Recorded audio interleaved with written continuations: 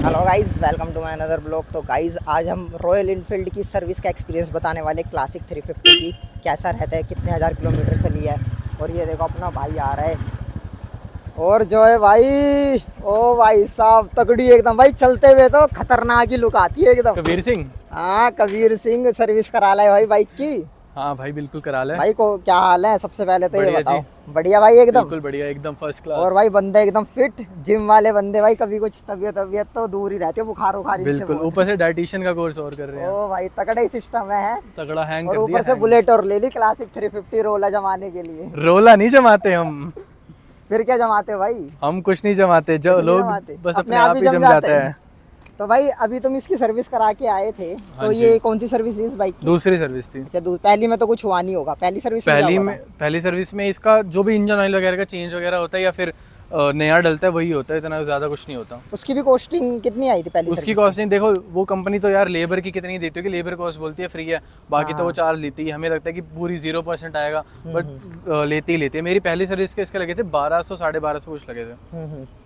ठीक है। और अभी आप जैसे कि सेकंड सर्विस करा के आए, तो क्या क्या पार्ट चेंज हुए हैं और कितने में सर्विस हुई है, और क्या एक्सपीरियंस रहा है उनका डीलिंग करने का तरीका, और मतलब ओवरऑल क्या एक्सपीरियंस है रॉयल डीलिंग का तरीके उस पर बाद में आते हैं, पहले मैं आपको बताता हूँ कि क्या क्या सर्विस में हुआ है। फर्स्ट ऑफ ऑल तो इसके 6 महीने हो गए हैं, तो 5000 समथिंग 5000 तक चलने वाली है मेरी बाइक। 4500 तो क्रॉस कर गई थी। तो दोनों ब्रेक शू चेंज हुए थे। इसका जो इंजन ऑयल था ना, वो इसका क्या कहते हैं उसे, इंजन ऑयल चेंज हुआ है चेंज नहीं हुआ, टॉप अप हुआ है। टॉप अच्छा, अप कहते हैं उसे, टॉप अप हुआ है। जितना कम हो गया उतना उन्होंने फिल कर दिया। हाँ, चेन में मेरी थोड़ी प्रॉब्लम आ रही थी। चेन में ये प्रॉब्लम आ रही थी, लूज हो गई थी चेन। गर्मियों के टाइम पे मैंने ली थी, तब से अब तक चल रही थी, तो चेन थोड़ी लूज हो गई थी। वो टाइट करी है, ऑयलिंग करी है। और बाकी नॉर्मल जो ब्रेकिंग में दिक्कत तो नहीं कह सकते, ब्रेकिंग जैसे थोड़ी लूज हो गई थी वो भी टाइट कर दी है।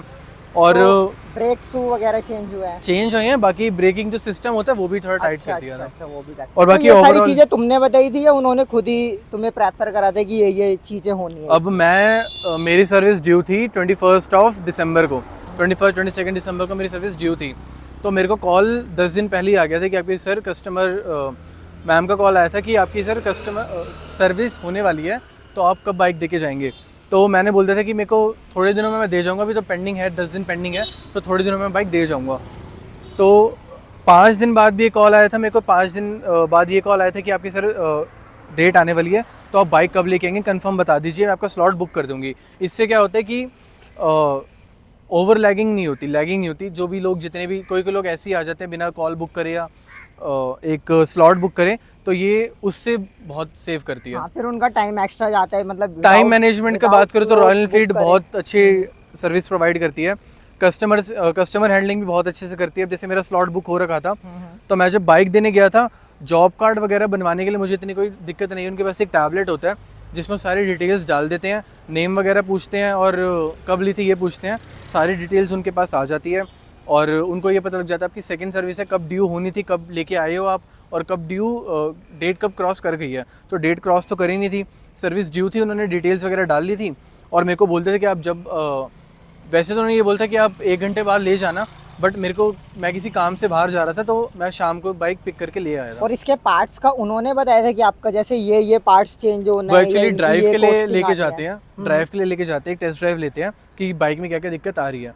तो पार्ट्स का उन्होंने ही बताया था, मेरे को तो नहीं पता। बाइक मैंने पहली बार ली है अपनी लाइफ में, तो मेरे को इतना नहीं पता था कब क्या कैसे चेंज होता है। जब इसकी चेन में भी प्रॉब्लम आ रही थी ना, मेरे को नहीं पता था चेन में प्रॉब्लम आ रही है। मेरे को लगा कि कुछ रिमिंग वगैरह में प्रॉब्लम आ रही है जो इसके टायर की होती है।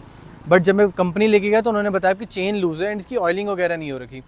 तो ये सारी चीज़ें उन्होंने मेरे को बताई थी। मैं तुम्हें एक चीज़ बता दूंगा, जैसे और किसी कंपनी का मैं बताता हूँ, आपने फर्स्ट बाइक है रॉयल एनफील्ड की, और कंपनियों में ये सर्विस नहीं मिलती भाई। तुम्हें खुद बताना होता है ये कमी है सर इसमें, तो ये चेंज कर देना, अदरवाइज वो नहीं करते। मतलब ऐसा नहीं होता कि वो खुद चला के देख रहे हैं, तुम्हें बता रहे हैं भाई ये पार्ट चेंज। वो नॉर्मल बेसिक जो सर्विस में होती है वही बताते हैं। जैसे तुमने बोला चैन लूज है, ये वो भाई और कंपनियों में नहीं वो टेस्ट ड्राइव लेते हैं, वो तुमसे पूछते हैं भाई तुम्हें क्या क्या इसमें दिक्कत लग रही है, उसके हिसाब से वो करते हैं। तो ये तो बहुत ही अच्छी चीज़ लगी मेरे को, जिन बंदों को बाइक की ज़्यादा नॉलेज नहीं और है। वहाँ पे अगर किसी बंदे को, वैसे तो जैसे 1 घंटे में ही बोलते हैं कि बाइक दे देंगे, और वो बिलिंग वगैरह भी स्टार्टिंग में ही बिलिंग वगैरह भी कर ही लेते हैं। और प्लस वहाँ पे उनका ना एक कस्टमर जो बैठने का पूरा लॉन्च बना हुआ है, वहाँ पे आपको कॉफ़ी चाहिए हो तो रिफ्रेशमेंट्स वगैरह भी वो प्रोवाइड कर देते हैं।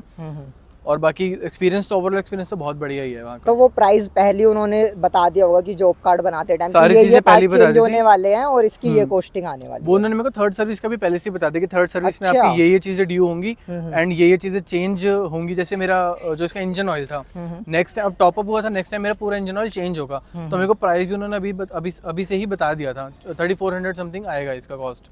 अच्छा, तो यार काफी अच्छा एक्सपीरियंस रहा और आपका अभी तो। मेरा सेकंड सर्विस का इसका टोटल इसका जो कॉस्ट आई थी वो आई थी मेरी 1500 से 1700 तक की आई थी, ज़्यादा भी नहीं 1500 आई से थी। 1700 में आपका मतलब उन्होंने चैन वैन सब सब फिट कर कर दिया। दिया, ब्रेक शू चेंज कर दिए और बिल्कुल। टॉप अप कर दिया आपका बिल्कुल, फ्यूल बिल्कुल। वगैरह और सारी चीजें हैं। सर्विस कॉस्टिंग आपकी 1500 से 1700। बिल्कुल। यार ये तो अगली काफी वाली ज्यादा थर्ड वाली थोड़ी reasonable है। महंगी पड़ेगी, बट उसके बाद फिर वो 1200 के आसपास आ जाएगी और फिर 1700 के आसपास आ जाएगी, क्योंकि उसमें इंजन ऑयल चेंज वगैरह होता है ना, तो मेल इंजन ऑयल वगैरह की आ जाती है। भाई जैसे कि मैंने भी अभी थर्ड सर्विस कराई है और सेकंड सर्विस भी मेरी एज कम्पेयर टू आपके तो भाई थोड़ी महंगी ही है, जबकि रॉयल इनफील्ड के पार्ट्स और बाकी सारी सर्विस इतनी अच्छी है, तो ये महंगी होनी चाहिए भाई। ये आपको सस्ते में पड़ रही है और अदर बजाज यामाहा की सर्विस आपको महंगी पड़ रही है। पता नहीं भाई कंपनी वाले क्या ही कर रहे हैं।